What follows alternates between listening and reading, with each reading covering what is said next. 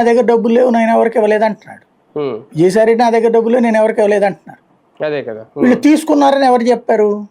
ఇప్పుడున్న company owner. మరి వాళ్ళ దగ్గరికి ఆ కంపెనీ ఎట్టొచ్చింది? ఇదివరకు వాళ్ళు తీసేసుకుని ఉంటే అప్పుడు ఏమైనా కంప్లైంట్ పెట్టారా వీళ్ళు?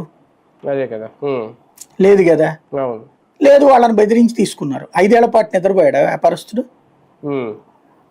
ఇంకోటి అదే కరెక్ట్ అయితే, ఫర్ ఎగ్జాంపుల్ మాగుంటోళ్ళది బ్రాండెడ్ ఇవి అన్నీ కూడా మద్యం, అది బ్రాండెడ్ మద్యాలు. మరి ఆ బ్రాండెడ్ మద్యం లేదనే కదా జగన్కి వ్యతిరేకంగా అంత పెద్ద ఇష్యూ జరిగింది. మరి డబ్బులు వాళ్ళు ఎంత తీసుకుంటారు? అది బ్రాండెడ్ మద్యం, అది బేసిక్గా. ఈ కింగ్ ఫిషర్ ఏయో ఉన్నాయి వాళ్ళ దగ్గర బ్రాండెడ్ వాళ్ళ. మరి అట్లాంటి బ్రాండెడ్ ఈ మద్యం అమ్మనివ్వలేదని కదా జగన్ కోపము.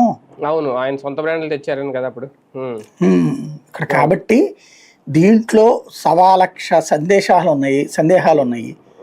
నేను ఇంతకుముందు కూడా చెప్పిన డబ్బులు తినలేదనే వేరితనం అయితే నా దగ్గర లేదు. పై స్థాయిలో తినుండాల్సిందే. కింద స్థాయిలో తిన్నారంటే మాత్రం నేను నమ్మను. ఎందుకంటే షాపుల వాళ్ళ దగ్గర తినడం అనేది ఇంపాసిబుల్. అది ఎందుకని? ఇక్కడి నుంచి తీసుకున్న డబ్బులు పైకి వెళ్ళిపోతున్నాయి ఏ రోజు కారు.